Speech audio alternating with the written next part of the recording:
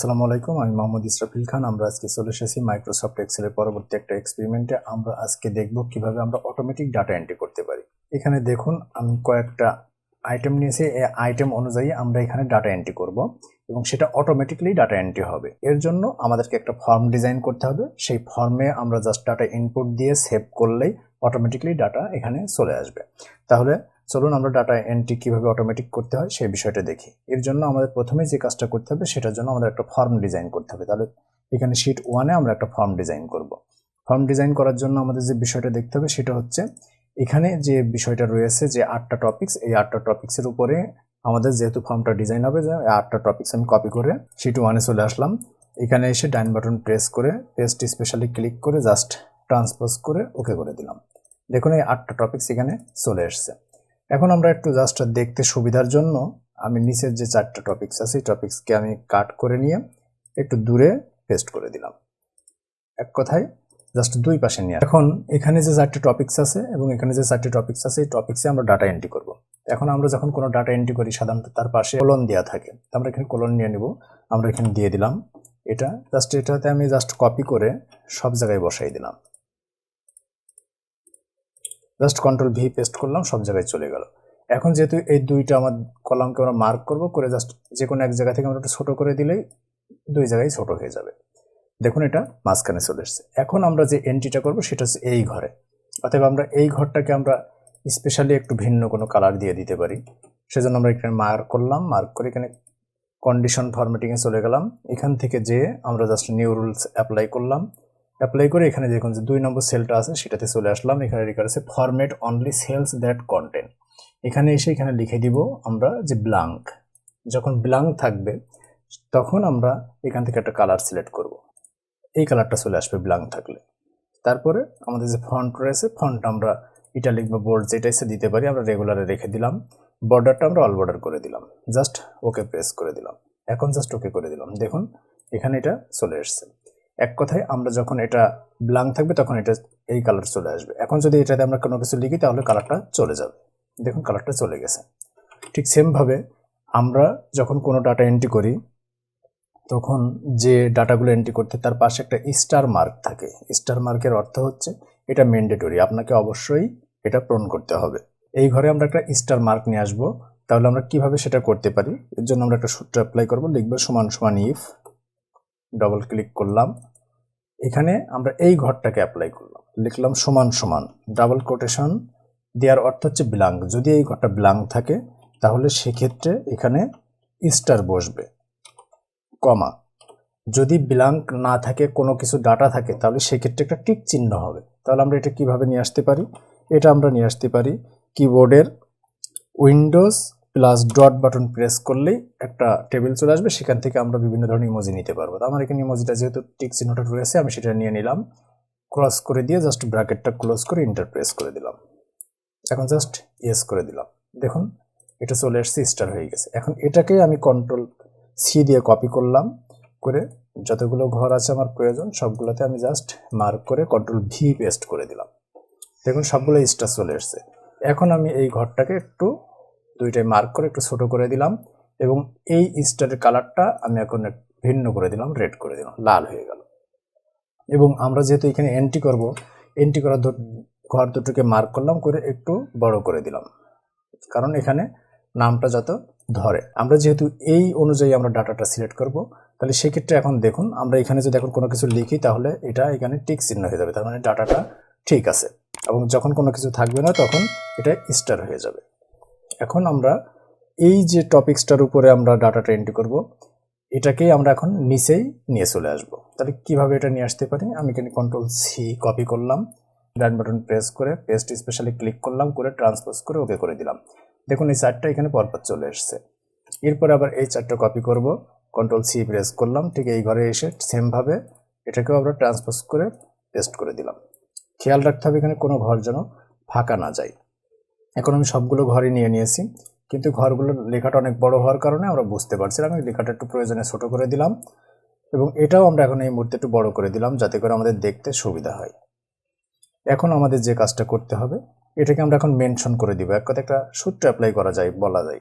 আমরা এই ঘরটাকে এখন এখানে মেনশন করে দিব। তাহলে দেখুন এটা যেহেতু এমপ্লয়ি নেম, আমরা এখানে প্রথমে লিখলাম সমান সমান, এই ঘরটা দিলাম, এন্টার প্রেস করলাম, এখানে আসলাম সমান সমান দিলাম, এই ঘরটা এখানে প্রেস করলাম, জেন্ডারের ক্ষেত্রে সমান সমান দিলাম, এই ঘরটা প্রেস করে এন্টার দিলাম, এটার ক্ষেত্রেও সেম, ঠিক পরবর্তী সবগুলাই সেম ভাবে এখানে অ্যাপ্লাই করে দিচ্ছি।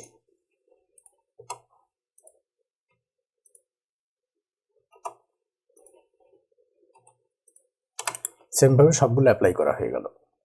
এখন আমরা এখানে যেটাই লিখবো এখানে কিন্তু অটোমেটিক সেটা চলে আসবে। দেখুন আমরা এখানে যদি কোনো কিছু লিখি, আমি লিখলাম ইসরাফিল, দেখুন অটোমেটিকলি এখানে ইসরাফিল চলে আসছে।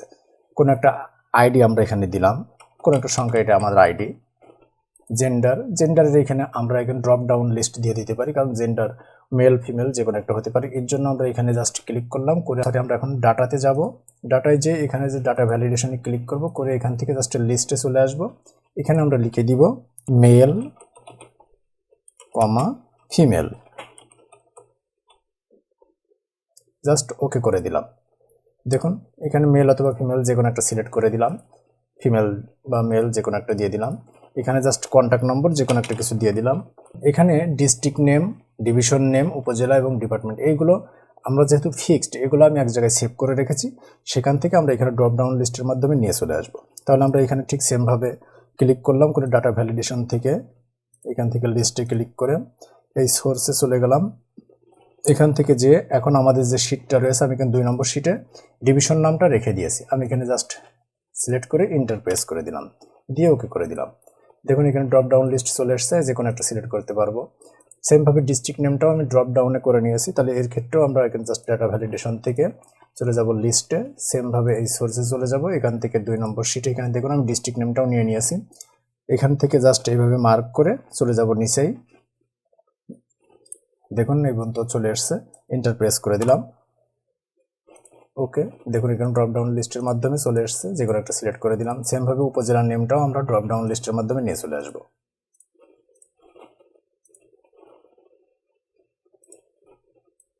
জাস্ট এখান থেকে চলে এসে কন্ট্রোল শিফট চেপে নিচে ডাউনে রেখে দিলে টোটালটা সিলেক্ট হয়ে যাবে, এন্টার প্রেস করে দিলাম, ওকে করে দিলাম। দেখুন এখানেও চলে আসছে, ঠিক সেমভাবে এটা দিয়ে দিলাম। এখন ডিপার্টমেন্ট নেমটাও ঠিক সেমভাবে আমরা ওখানে নিয়ে চলে আসবো, সেটা ড্রপ ডাউন লিস্টের মাধ্যমে নিয়ে আসবো। এখানে চলে আসলাম, লিস্ট নিয়ে আসলাম, এখান থেকে চলে আসলাম 2 নম্বর লিস্টে, এই যে এখানে জাস্ট এন্টার প্রেস করে দিলাম, ওকে করে দিলাম।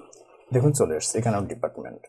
তাহলে দেখুন এখানে যতগুলো সিলেক্ট করে ফেললাম, আমাদের সত্যগুলো এখানে সবগুলো ডাটাই চলে আসছে।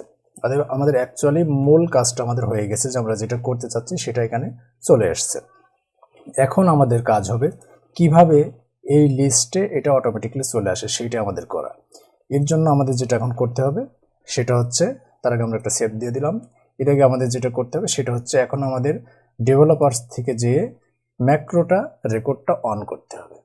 তাহলে এখন আমরা যেটা করব সেটা হচ্ছে, এখানে ক্লিক করলাম, করে এখানে দেখুন চলে আসছে নেম, আমরা লিখে দিলাম অটো ডাটা এন্ট্রি, লিখে দিলাম। এখানে দিস বুক লেখা আছে, এটা লিখে দিলাম, দিয়ে জাস্ট ওকে প্রেস করে দিলাম।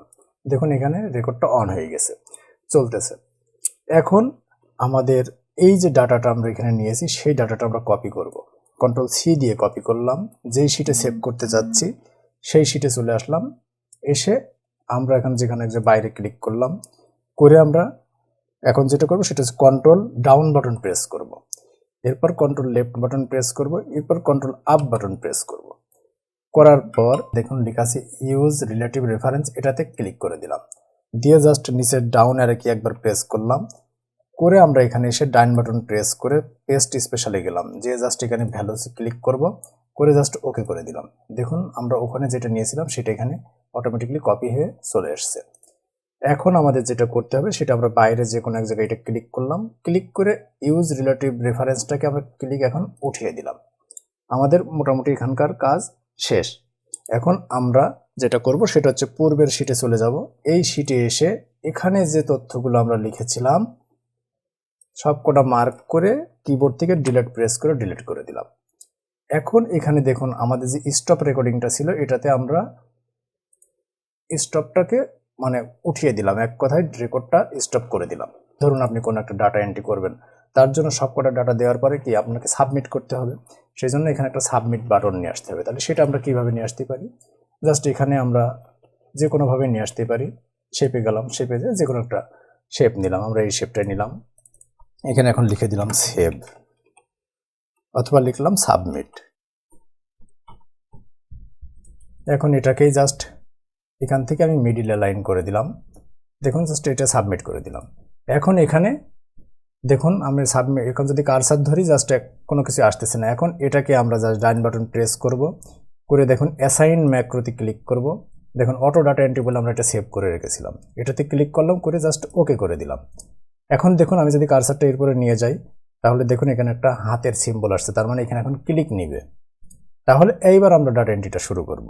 তাহলে কি করব, তার আগে এখানে যেটা আছে এইটাকে আমরা জাস্ট এইটাকে আমরা হোয়াইট করে দিলাম, এটা এখানে হোয়াইট করে দিলাম।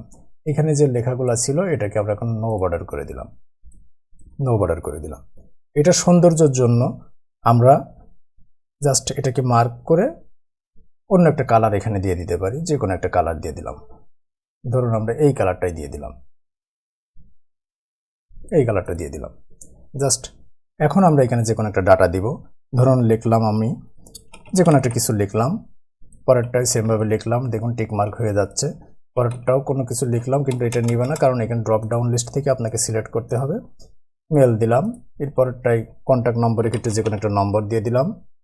এখন এখান থেকে ডিস্ট্রিক্ট নেম থেকে আপনি ড্রপ ডাউন লিস্ট থেকে যে কোনো একটা দেন, এখান থেকে ডিভিশন এবং ডিস্ট্রিক্ট দেন, এখান থেকে আপনি উপজেলা দেন, এরপরে ডিপার্টমেন্ট নেমটা এখানে থেকে দিয়ে দেন, যে কোনো একটা দিয়ে। এখন জাস্ট আপনি এখানে জাস্ট সেন্ড অথবা সাবমিটে ক্লিক করুন, ক্লিক করলাম, দেখুন এখান থেকে চলে গেছে। তাহলে আমাদের শিট কিন্তু 3-তে এটা জয়েন্ট হওয়ার কথা, দেখুন শিট 3-তে কিন্তু এটা চলে এসছে। ঠিক এইভাবে আমরা অটোমেটিকলি ডাটাটা এন্ট্রি করতে পারি।